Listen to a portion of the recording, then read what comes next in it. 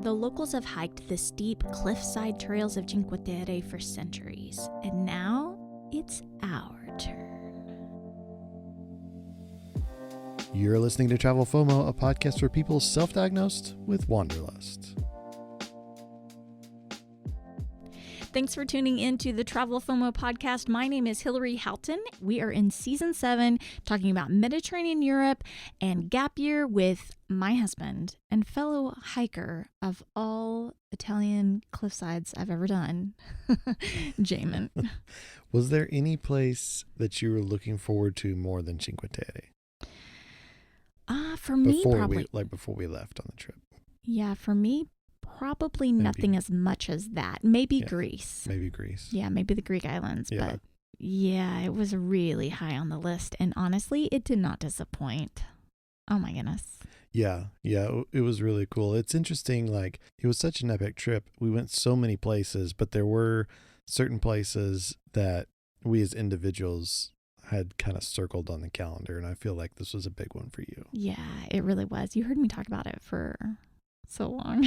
Yeah. I mean, it was your big, like, inspiration, like a place that you absolutely had to make it back to. Like, even though you'd been there, going and doing this hike was like a bucket list thing for you. So, yeah, such a big deal because my sister and I had gone right after college. For me, it was right after college, and it was amazing, but we'd only heard about it at the last minute while we were traveling. So we went out of our way only for a couple hours, really. But it was so great. Like, and we knew right then, like, this is really cool. And I liked it even a lot more than Jessica, I think. Yeah. When I talk to her about it, she's always like, yeah, you really did like that. And I was like, oh, I guess it really was just me. Well, not just me, but, right. Mostly me. Maybe not to the same extent. Yes, not to the same extent. Yeah. Well, it was really cool. I know I was really looking forward to it. This was our first stop in Italy. Yeah. We spent a lot of time in Italy. Mm-hmm. And how long? Like 2 weeks? I think it was like 17 days that we were in Italy total. Maybe more than anywhere else. Mm-hmm. And definitely more like consecutive time. Yeah. Because we were in and out of France a lot, but this was a place where we really stayed. And Cinque Terre was our first stop. Yes. And if you don't know what Cinque Terre is, that's okay. I didn't know it until I heard Hillary talk about it forever. But it is a section on the kind of the northwest side of Italy, really close to France. So we came there from Monaco.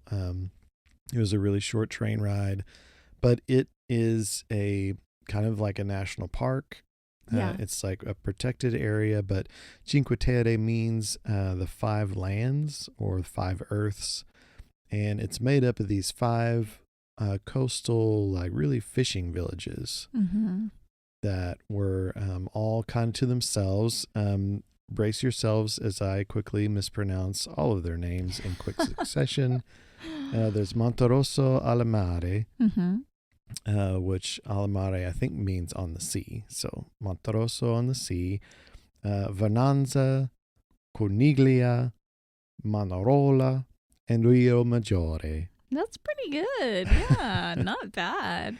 But they're all these little fishing villages, and really they haven't grown for whatever reason, economically, geographically. They're the same size that they've been forever. And when you get there, you sort of understand why, because they're built on these cliffs right next to the ocean. There's really no place else for these cities to go. And so they've remained small, and so consequently have kept a lot of their character.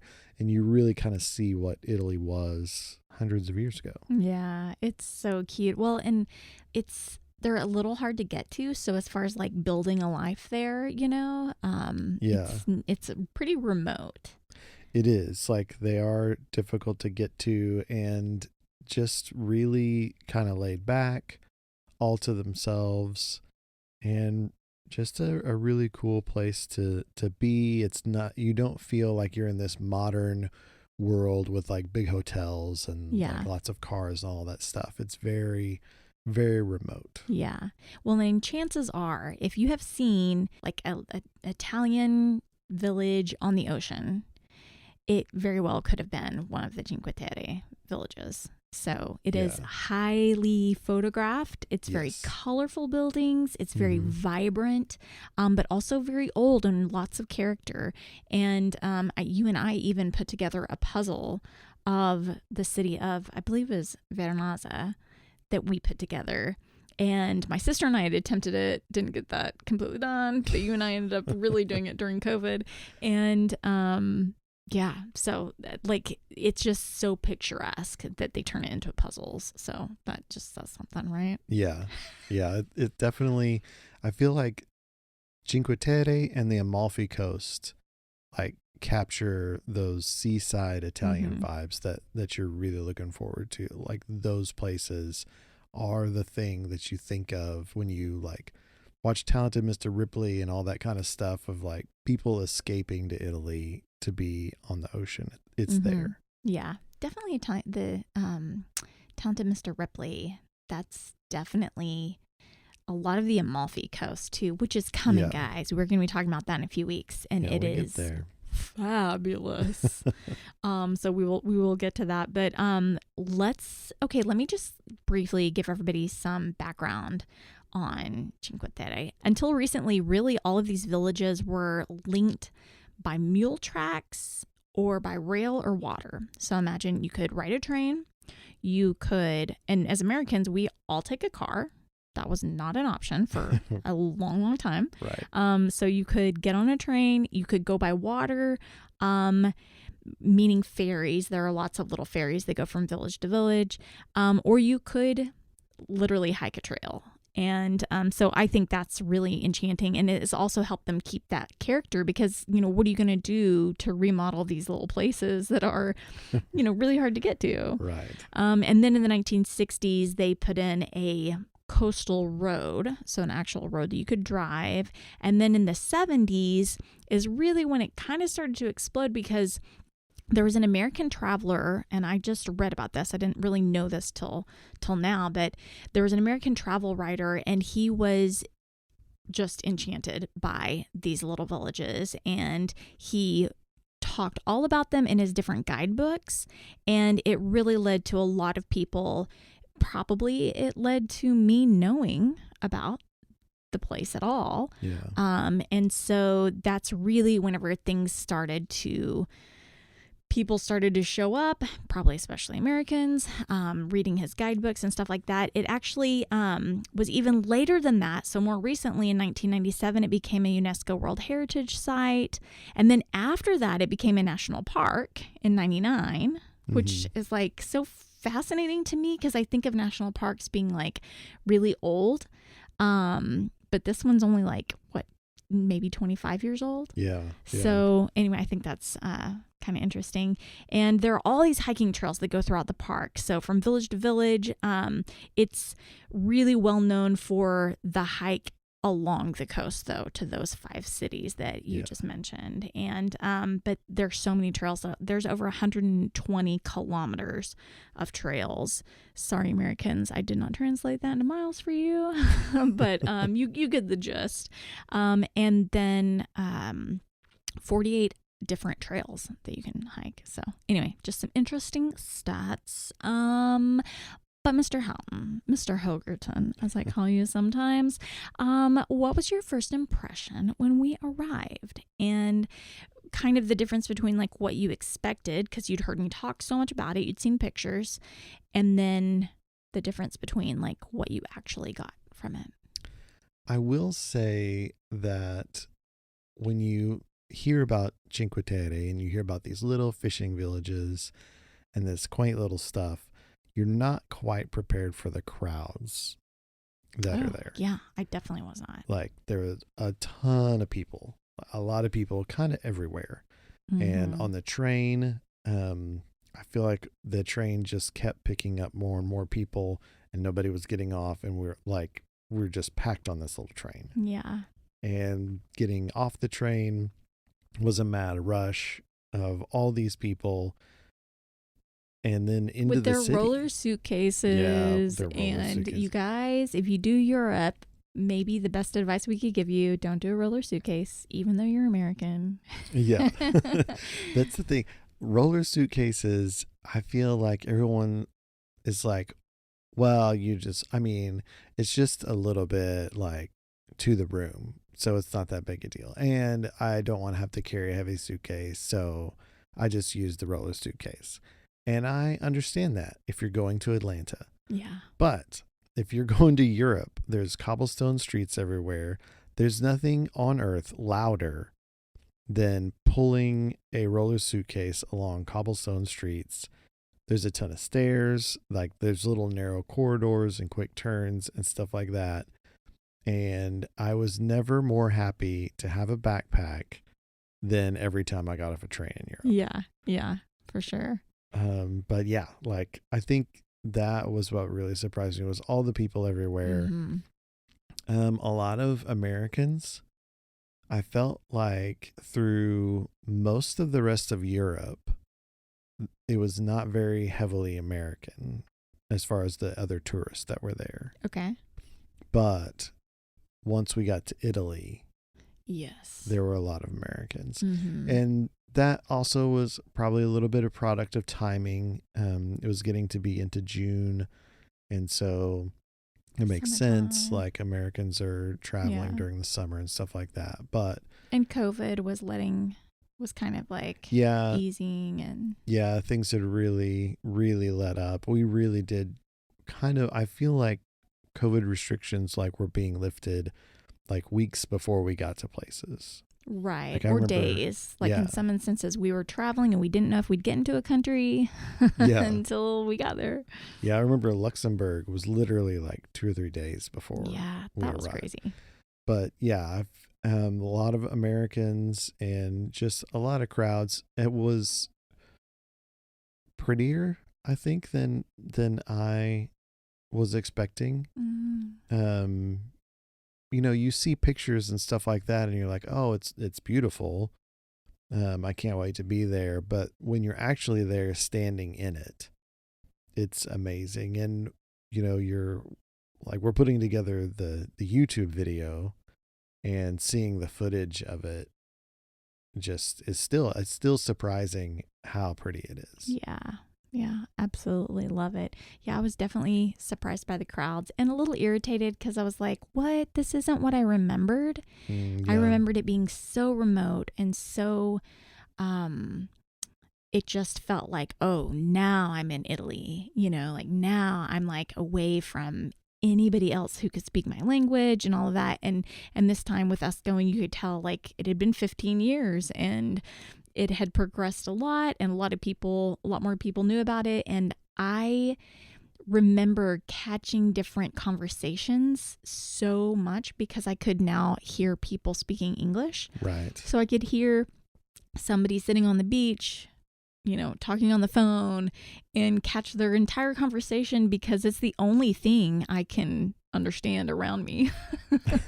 When we really got to like kind of dive headfirst into the deep end because we went on the hike our first day. We sure did. 10.7 miles, guys. Oh my gosh. We hiked the full trail of all 5 cities. Mm-hmm. That first day. So it did take us pretty much all day. I mean, it was a beating. The elevation change was huge, almost 3,000 feet. And we tracked all that on our watches because we were like, actually you did, I should say. You tracked all that on your watch, which I totally appreciate because if you guys go check out our video, you'll see that we really provided you some of those. We kind of laid things out for you. So in case you were to hike it, you could kind of see like, okay, this is like how far it is from city to city, kind of what it's going to take from you and how long. So yeah. It is like dusty, rocky trails. We're talking about old mule paths and stuff. So be ready for that. Wear hiking shoes. There's a bunch of signs everywhere that tell you to wear hiking shoes, and you really do need them. And it is a lot of elevation because you're going from seaside and you're basically going back inland a little bit and way up over mountains. Well, and just to clarify, you're going from sea level to, right. And you're kind of following the sea the whole time, but you're going up in elevation along the way. Yeah. And you're going up and over these mountains and then back down into villages. Yeah. So the first part of every leg of the hike is just brutal. Mm-hmm. But then you kind of get a glimpse of the next city, and suddenly you have energy and you're going downhill. And so it all becomes fine after that. It's amazing. Well, and lots of stone stairs, different little gates and pathways that, vineyards, you name it. Oh my gosh. Yeah. So much stuff. And we actually had to make a couple of detours because of paths being closed due to rock slides and mudslides. Yeah. And some, like, we're not talking about like, oh, there's a little section that they need to take some shovels and clear off. We're talking about paths that like are basically gone and having to be rebuilt. And it's like, no, this path will be open in a few years. Yeah. So it's destroyed. But they do a good job of like communicating all of that on the website and stuff. So we knew going into it exactly where we need to go and everything. So it wasn't an issue, but it's just interesting that those paths just get taken out and they're gone. Well, and the other thing is, for the most part, it's free, but there are a couple places where if you're going on certain legs of the hike, you need to pay. Yes. Yeah, you can do that a couple different ways. You can do that through the website, which enables you to kind of go at your leisure whenever you want. I think it cost us €750 to do the hikes that we wanted to do. And you can also pay, like they have little booths set up, but those booths are only manned for certain hours. And you can be stopped anywhere on that trail and asked for your permit. So if you want to go at your own timing, it's really easy to just do it online, which is what we did, and not sort of wait around and hope that there's somebody in the booth that you can buy a ticket at the right from. time. Yeah, especially because we like to do things early. And so we headed out pretty early in the day. Yeah. And, it was closed. Well, and I recall passing a couple of those toll booths with like lines of people waiting because you have to fill out a little form. They need to know who you are and stuff like that. And because it is a national park, you are kind of out in it. And so, they need to be able to track people's movements. And so there were lines of people waiting on one person to like fill out forms with like pen and paper. And I was so glad that we were able to just walk past those booths. Well, like how many people? I literally do not ever remember seeing a line. I remember there being a line of like 12 people, and like there's like one guy with a pen and filling out a form, and everyone, like no one else is filling out forms. They're all just like waiting on the guy with the pen. And if all those people together, I don't know how long that was going to take. Right. And then everybody speaking different languages and like trying to overcome the language barrier. Yeah. We did it online. I will say it was a little hard to find. And I remember clicking and clicking and clicking until I kind of managed to find my way to the actual purchase that we could make and get, like, we just kind of screenshotted it on our phones and paid the fee and stuff. But okay, so we started out at Monterosso al Mare, and this is where we stayed. Yep. And we chose it because it has really good beaches, and it's really just the biggest town.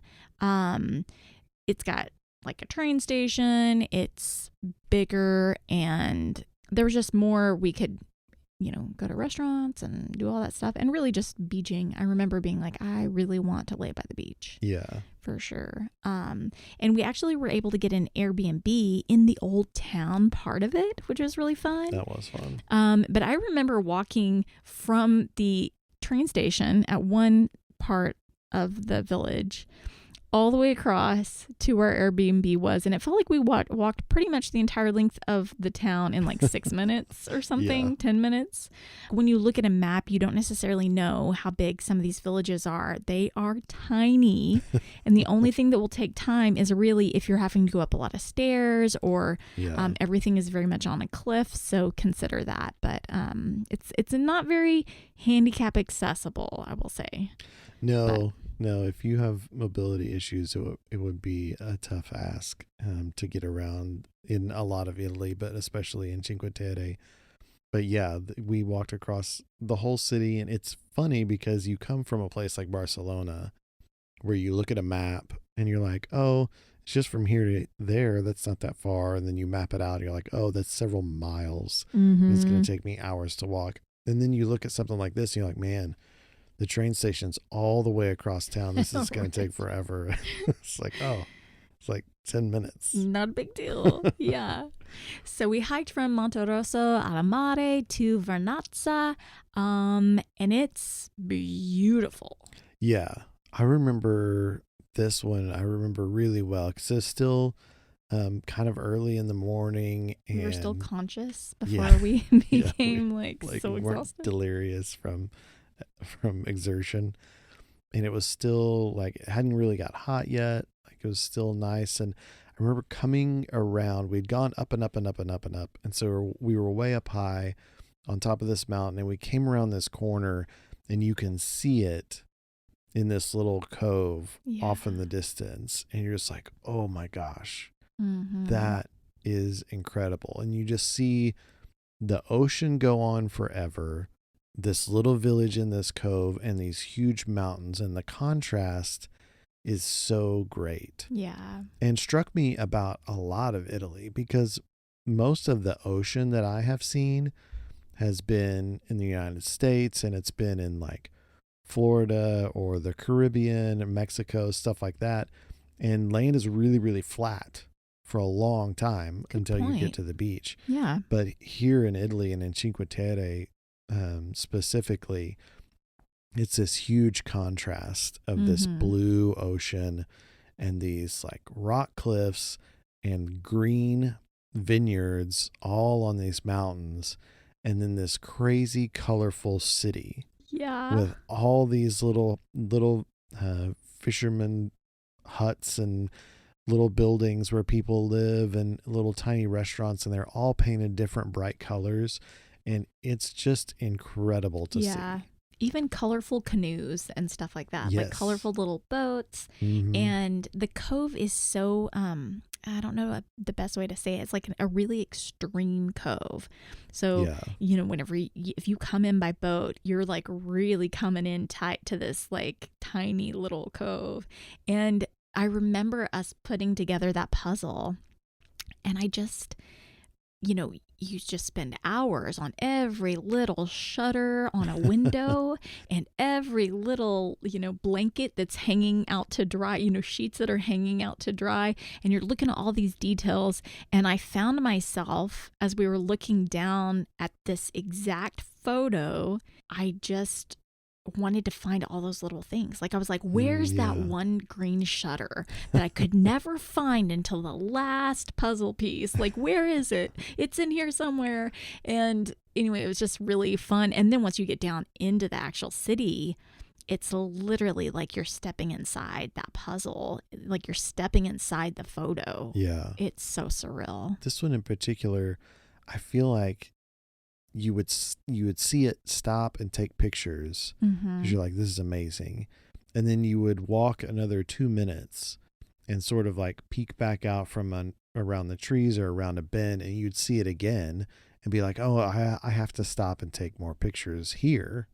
Oh my gosh, I know. And you're like, they're not vastly different than the ones I just took, but for some reason they're better and I need to take more. Yeah. And I feel like that happened just over and over and over again until we were finally in the city. Yeah. And that was also where like once we got down there, the waves were really strong, and they would like slam up against these rocks and just like splash everywhere. I was like, man, if I was staying in this little town, I would get a book and come out here early in the morning and sit where I could like see the waves crashing and just enjoy sitting out here up on a rock somewhere and enjoying myself. And then there was a guy doing that, and I was like a little jealous of him because we still had many miles ahead of us. Yeah, we still had a long way to walk. Yeah. And the next town that we ended up going to was Corniglia. It was the least touristy of all 5 of the villages. Yes. Probably because it was in the middle. Makes a lot of sense. And due to some landslides back in 2012, and yes, that would have been 10 years before we were there. Oh my gosh, 10 years. A lot of the remaining path down there was shut down. So we actually, after we reached there, we had to take another route that was much higher up on the mountain and much harder. Yep. And so we went through another tiny little village to get to the next of the 5 villages, which is really funny. It's kind of like we got to go to 6 little villages. We got a little bonus. And the directions got a little trickier too, because at this point, this is not the common path that tourists usually take. Now you're kind of taking a path that's a little harder to find. Right. I feel like a lot of people hike maybe 1 or 2 cities, but very few people do all of them. And there is a train that runs between them. So if you're like, I'm not about that hike, don't worry, you can still see all of the cities. Yeah. But it is an amazing hike. But this area of the trail is a little less traveled. Yes. So yeah, you kind of had to pay attention, watch for the signs. Fortunately, there were signs and little, like they mark with paint, like red and white stripes. So you kind of know, like, okay, I'm still on the trail here. Yeah. Yeah. And that little bonus village, what was it called? Valastra or something. Yeah. Valastra, something like that. It was really small. There was a little soccer field and a little church that we saw. Like, it was really cute. Yeah, it was pretty cool. There wasn't much to it though. No, it was just this little bitty village that we kind of passed through. Yeah, exactly. And I think if I remember correctly, getting there, we actually went through lots of vineyards and olive groves and stuff like that. Yes. At some point in here, which was a lot of fun. And then the 4th city was Manarola. We stopped for gelato here. Yeah. Oh, wait. Where did we stop for lemon juice? I think that was right before Corniglia, right? Yeah. Like somewhere along the way, we were up really, really high. And there was an opportunity, like a tiny little shop that you could kind of squeeze into with other people and get some lemon juice, like fresh lemon juice. Yeah. Also, I think we got the frozen kind, like the margarita version. But that and the view, I remember us just standing there in that tiny, tiny little store. And there was like one table with 2 chairs and one window. Yeah. And it was just kind of like what do you call it? Like a shotgun kind of store. Yeah. And super narrow and long. And we walked up to that window and stood there and looked at the view of Corniglia. And we were just like, this is incredible. Yeah. Yeah. That was really cool. And it came at just the right time because we were starting to get hot. Yeah. And needing something to drink. And that like frozen lemon juice hit the spot. That was perfect. And you just look out and that window's open, like open air. And so you could feel the breeze and kind of smell the ocean as you looked out down this cliff to this city. Yeah. Yeah, it was something else. That was so good. Does the idea of traveling sound overwhelming to you? Perhaps you want to see the world, but you just don't know where to start. Let Hallie help. Working through Travelmation, Hallie is a travel consultant who can take you wherever you want to go, within the U.S. or abroad. As an authorized Disney vacation planner, she can find a family-friendly vacay that won't break the bank. Looking for something more luxurious? She's your girl. Or perhaps you need a walk on the wild side. Hallie books adventures too. Just reach out to Hallie by phone at 972-822-6315 or email her at HALLIENARRAMORE@travelmation.net. Call Hallie to get your dream vacation planned today. Okay, so Monterosso, Vernazza, Corniglia, then we got to the bonus city Valastra, and then we hit Manarola. Manarola. At this point, we had one more leg of the hike to go. Yep. And it was starting to get really, really hot. Yeah. We were pretty miserable. We needed some energy. We got some gelato.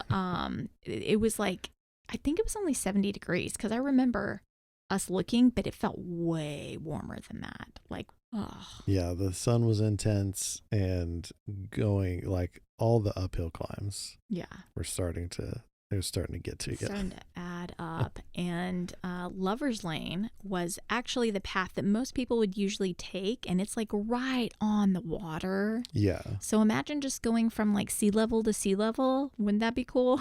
Right. Just a leisurely little stroll along the ocean. Yes. Feeling the ocean breeze. Yeah, that would have been really great. But instead, like at one point you were like, awesome, we can like see it. Yeah.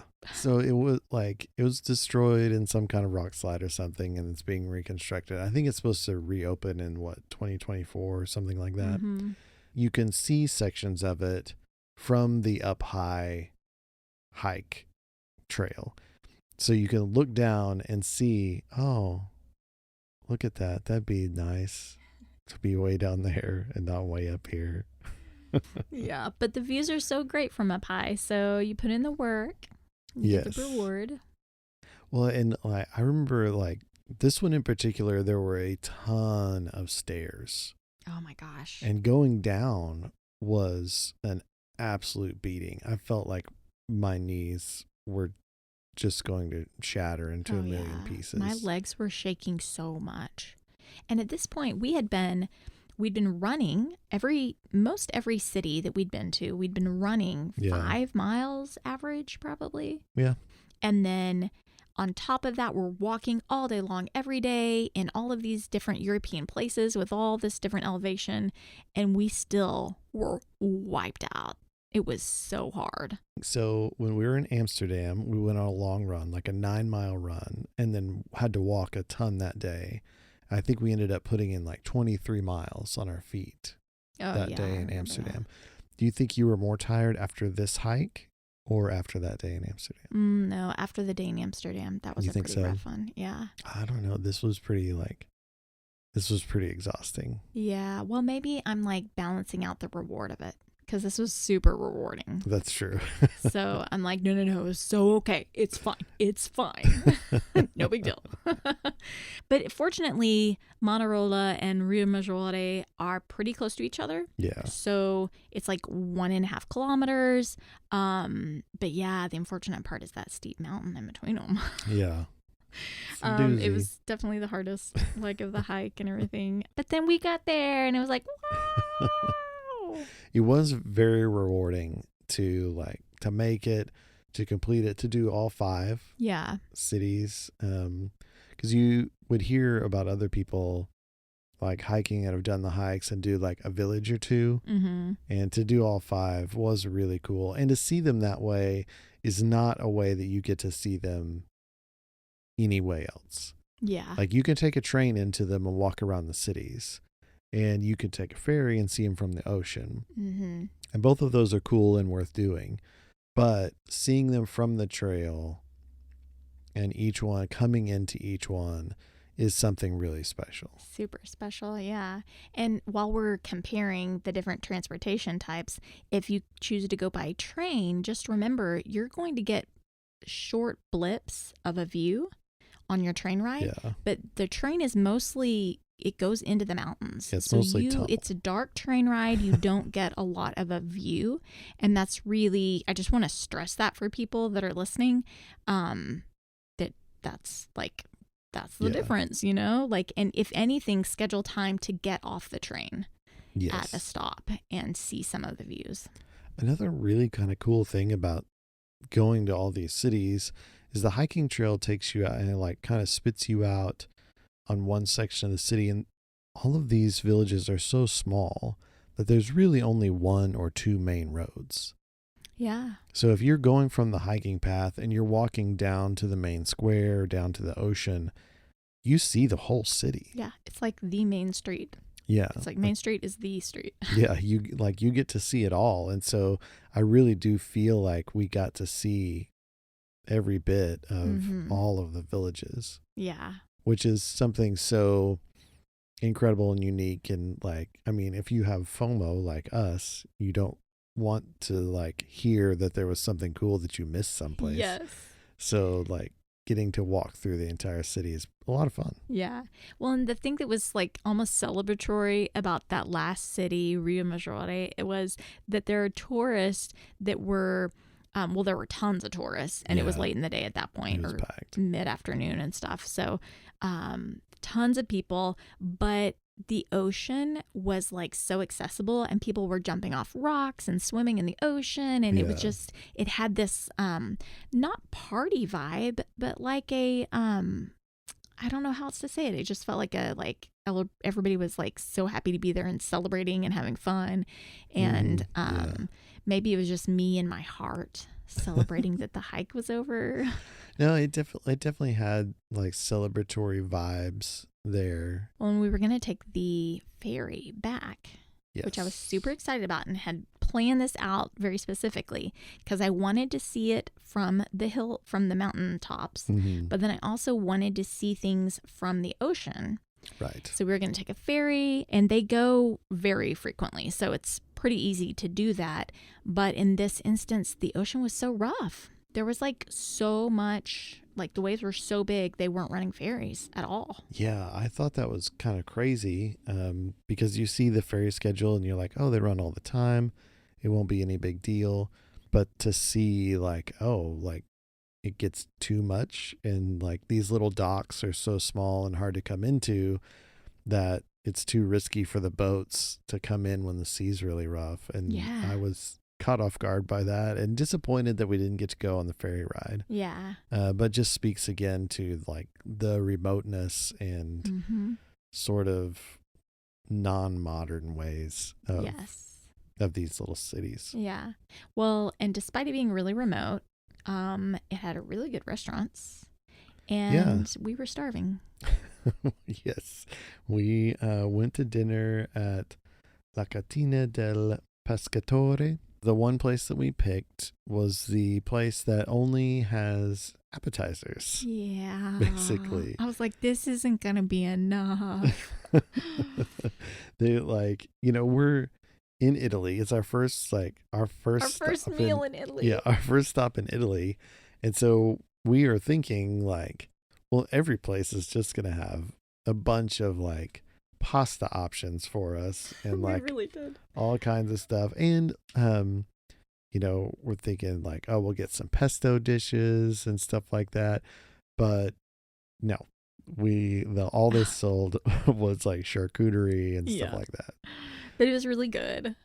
Yeah. And we got a lot of charcuterie. If you guys like sardines, well, if you don't like sardines, you should still try them in Spain and Italy. Yes. So good. Yep. And we got a lot of bruschetta that had like little sardines over it, which was actually really good. It was really good. I remember being disappointed because I was starving, but also being like, but it tastes amazing, so it's okay. Yeah, like it was really, really good. And on any other day would have been like, oh, this is perfect. This is great. But that day in particular, I remember like getting back, taking a shower and be like, okay, we're going to go out to dinner and just give you a whole mess of pasta. And no, you're not. And I have to correct myself. Okay, I think I said sardines. I meant anchovies. Yes. For the record. Yeah. For the record. But we only had 2 full days there. So bam, 1 day down. Second day, it was kind of a lounge day and recovery. Yes, recovery for sure. Went to the market, which was really cool. Didn't actually know it was a thing, but like every Thursday morning, the old town area of Monterosso al Mare, it has a market where people come in and they bring all kinds of stuff, including clothes.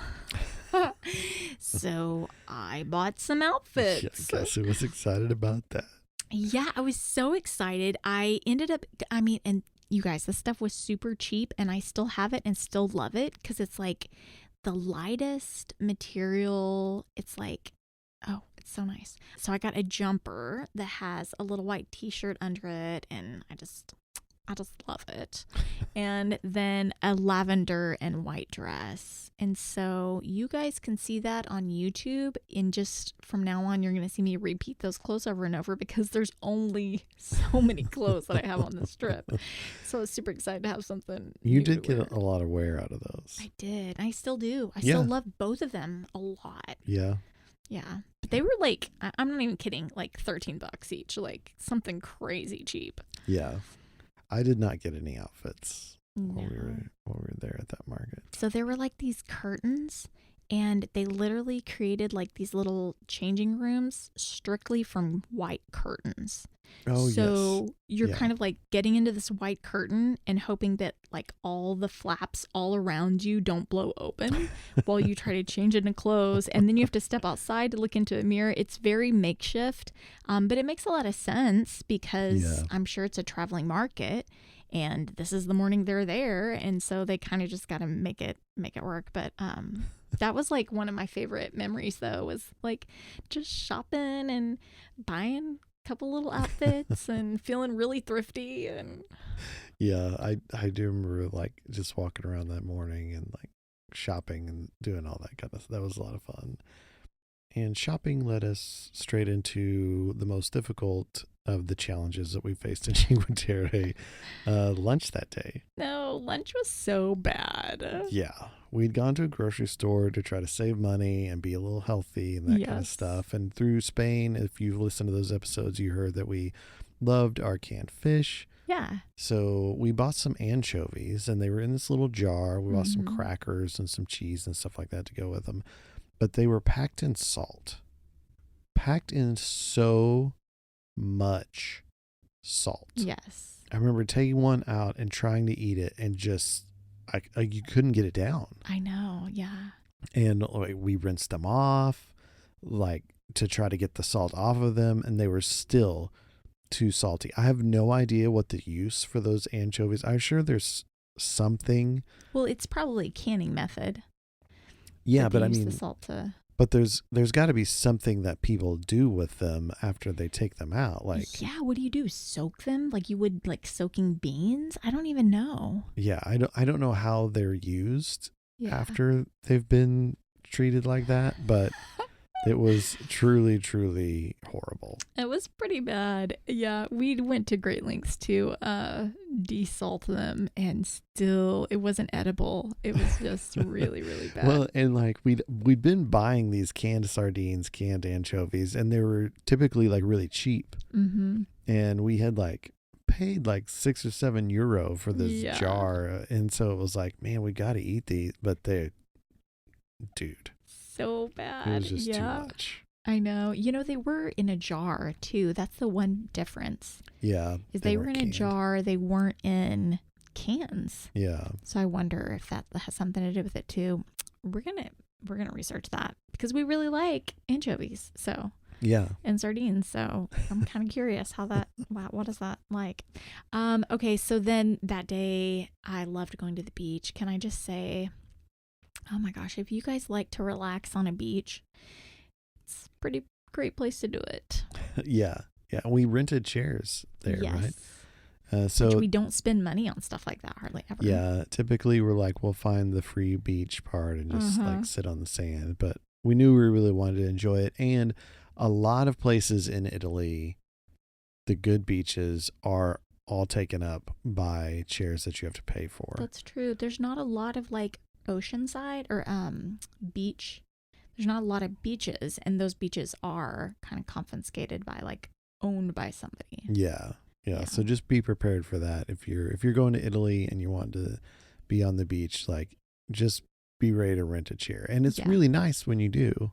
It is also because it's not like sandy beaches there. It's rocky beaches. So Yeah. you don't exactly want to lay on the ground anyway because there's not a comfortable place to lay. You want a chair. Yeah, and those rocks get hot. Yeah, right. Oh, I forgot. They like, really do. Even just like sitting on the rocks and stuff is like it's a little uncomfortable because it's rocks, Yeah. but then also it's crazy hot. Yes. Yeah. So being in a chair is definitely optimal. Yeah, but the water is beautiful and Yes. clear. And I say clear, it's like really blue. I mean, it's beautiful. I will say the waves and stuff were pretty aggressive. I like went out to swim.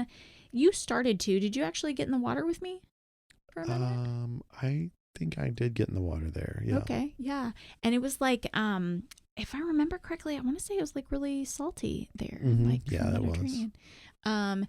But it was yeah, it was just really, I was like, oh, I'm like getting tossed about here. But it was fun to look back from the water, to look back and see the little village.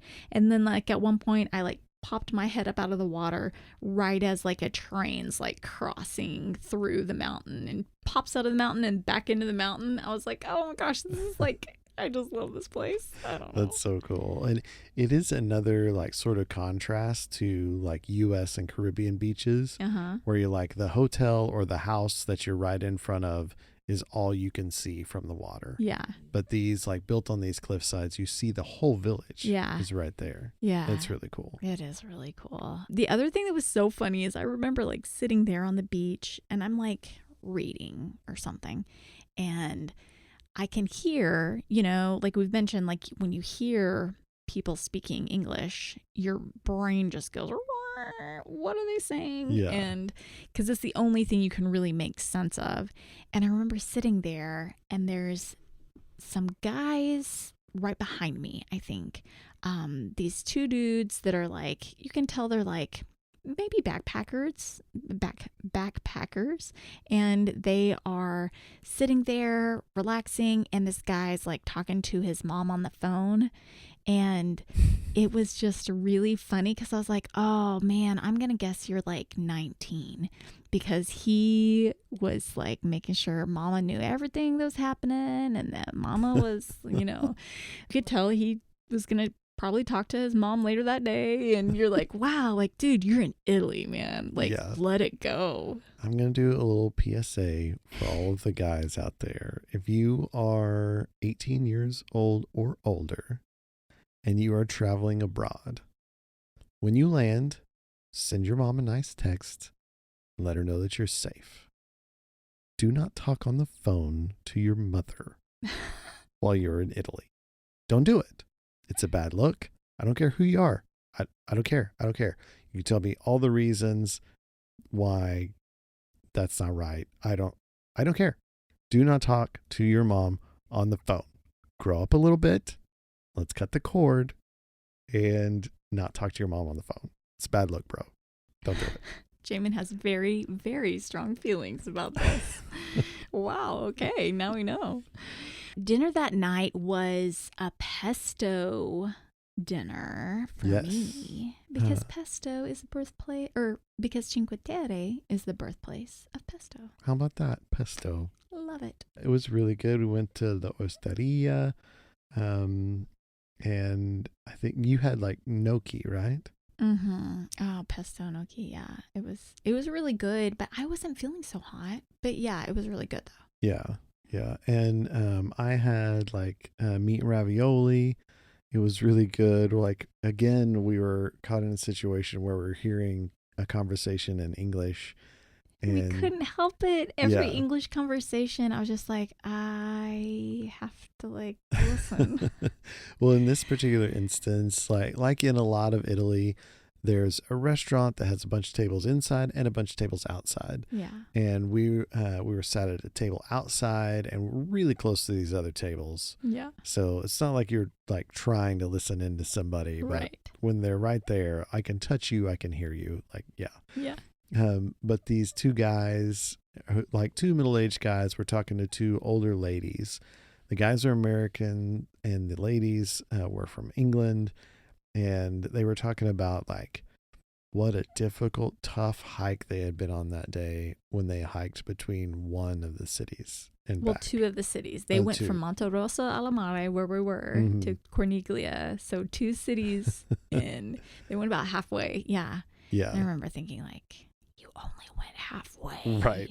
Well, and they were talking about how much they earned their pasta that day. And I wanted to be like, does that mean I get like 2 plates of pasta because I went twice as far? Is that how that works? You know, guys, it sounds like we're judging, and we definitely are. Yeah, for sure. In this instance, we were just really proud. I mean, honestly, it kicked our butt.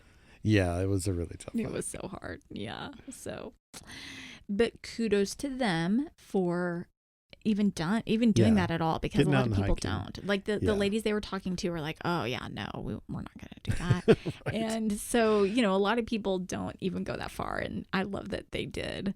But yes, yeah, that's really funny. It was just really funny because of how like much they were bragging about it. I think maybe Yes. added to it, because you're just like, I just want to be like, I don't know. Yeah, Like, they were really pumping it up. they really were. Yeah. Okay, so so that kind of wrapped up our second full day, which was really it for us. And we were out early the next morning. We were headed somewhere really fun, and we'll tell you guys about that in a minute. But one of the things that I wanted to mention that I just thought, I don't know, it just really sticks out to me, and you'll end up seeing it in videos because I like point it out every place we go in Italy, is the coffee maker. Yeah. And I had really been trying to figure out all the different coffee makers in all these different places that we've been, and they were all pretty different. So, I mean, I was literally like hitting buttons and just trying to figure stuff out. Well, here it's very manual, I guess you could say. Making coffee is a very manual thing. Like, nobody's doing it for you. You gotta do this. And it's a lot like the things that they give you. And it literally was like this everywhere, wasn't it? Yeah, all through Italy. All through Italy. We would arrive to the Airbnb. I'd scope out the coffee maker as fast as I could. And every time it was this little silver pot that's kind of like a percolator, and you unscrew it. I had to like figure it all out. So if you guys are really interested, actually, if you're going to Italy, you should probably go check out the video. And I'm not even kidding, because if you're a coffee lover going to Italy in the near future, you're going to want to know how to make your own coffee, and you're probably going to have to deal with this. But you unscrew the top part of this, and then underneath it is like an area where you put water, and then on top of the water you sit some grounds of coffee and a little filter, like a reusable filter, and then it all percolates up. Once you sit it on the stove and turn on the fire, it like percolates up and into the top half, and becomes a tiny, maybe one of the tiniest coffee cups, or little cups of coffee that you're gonna get. But it makes a lot of sense though, because they do espressos. Yeah. So it does kind of make sense that like they're not looking, for like a 12-ounce cup of coffee, they're looking for something really tiny. So I ended up buying one of those later on because I was so enchanted by them. You did, and you use it a lot. Yeah, I do. I use it like right here. I can see it like sitting here on the counter in our Airstream. So I just thought that was really interesting, and wanted to mention it to people because it is, if you're a coffee lover like me, it's going to stand out to you when you get there. So speaking of consumable fluids in Italy, there's coffee and there's wine, which I'm sure everyone will figure out, and there's spritzes and things like that. But you also need a little bit of water every now and then. Yes. And Italians love their sparkling water. They do. And you can actually access regular, just still like normal drinking water and sparkling water through a lot of public fountains. Yes. So some places they are free. Some places they have a little bit of a cost. In Monterosso al Mare, there's a little machine basically right in the center of town. And I think it was like 50 cents or something like that, that you could fill up like a 24-liter bottle with sparkling water, and it was really good, nice and fresh, and nice and cold as well. So when you're needing water in really throughout all of Europe, but definitely in Italy, because it's so hot there, there's a lot of public ways to get fresh drinking water. So make sure you have a bottle, and kind of do your part anyway to avoid a bunch of plastic and all that. But take your little bottle and figure out what the water situation in your city is, because there's going to be some good options for you. Yes, definitely. I love that about Italy too, and it makes Italy a little different than other parts of Europe, is that they provide free sparkling water at little stations like that. And I was surprised, even some of the places we went to, you could see it in the wall. Like they had kind of built it into like it could be even a really old historic building that they like carved out a place in the building where there's a water station. And so you walk up to the, side of the wall and you hit some buttons. And so I just thought that was really cool and very different for Italy, it makes Italy, I think, a little more unique. I don't remember seeing sparkling water as an option in other places. No, I think we read that there were like 3 places in Paris that you could find it. That's right. Yes. But I don't think we ever ended up at any of them. But yeah, in Italy, sparkling water, such a big deal. And you could find it in a lot of places, and several places for free. Yes. Which is really, really cool. Yes. Love that.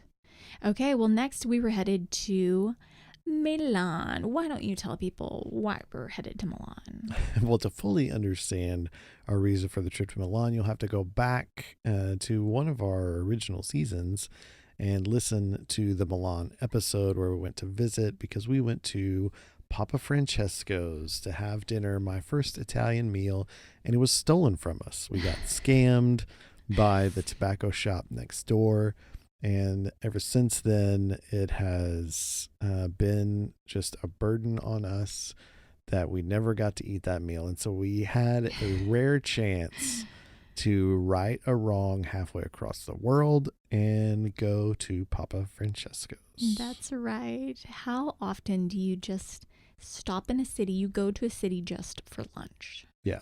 Not often. No. Not in Italy. Like, no. How often you just like stop in Milan, Italy, and have lunch? Go to Milan for the sole purpose of having lunch. And that is exactly what we did. Yep. So fulfilling after all, 3 years?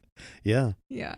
3 years in the waiting. 3 years later. Oh man, that was good. Okay, so that is coming up next week. But for now, you guys can get more little clips and fun insights on our adventures in Cinque Terre on social media. We are on TikTok, Facebook, Instagram, YouTube. You definitely want to sign up and subscribe on YouTube, because our videos are a little bit different than some of the things that you see on social media. And so we want you to get the full experience, and that is how you'll do it. And it's also a little different than what we address in the podcast. Sometimes the podcast fills in some gaps or elaborates on certain things. But then the video is us in the moment, highlighting different things that we experience. So yeah, and the views in this video are pretty incredible. Good point. Yeah. Pretty incredible. Way more than we did it justice, like just talking about it. So go check it out, see it for yourself. And there's another way that we'd like to connect with you, and that is through our email. It's travelfomopodcast@gmail.com. What we would like for you to do is share your stories with us. So you can record a voice memo and send that to us, and we'll play it here on the podcast. So that your story gets out there to everyone else. This could be something exciting that happened to you, something crazy that went on with your travels, maybe a travel tip or just a funny story, or maybe you just sharing your favorite places. Maybe you went to Cinque Terre and you really liked it and you went on the hike or thought about going on the hike. Yeah, that'd be so fun to hear. Yeah, we want to hear all about it and we want to share it. So you can type up an email and send it to us, or just record that voice memo, fire it our way, and we'll share with everyone here on the podcast. Yes. It's also a great way to debunk myths that we have put out there. Yes, all of the misinformation that we have, you can correct us, and we'll make sure that it gets out into the public's hands. Let's just acknowledge that spring break is over. So if you've just been somewhere over spring break, you probably have a good story, a good travel story. You could send it our way. Did you go to the Grand Canyon? Did you go snow skiing? Did you go to Europe? I know so many people who went to Paris, France. I say so many. I know 2 people who went to Paris, France for spring break. So all of those stories, send them to us. We'd love to hear. You don't have to share your whole adventure. You could just share a moment in time. So just want to acknowledge that. And then also get to planning your next vacation, because life is so short. Wander well.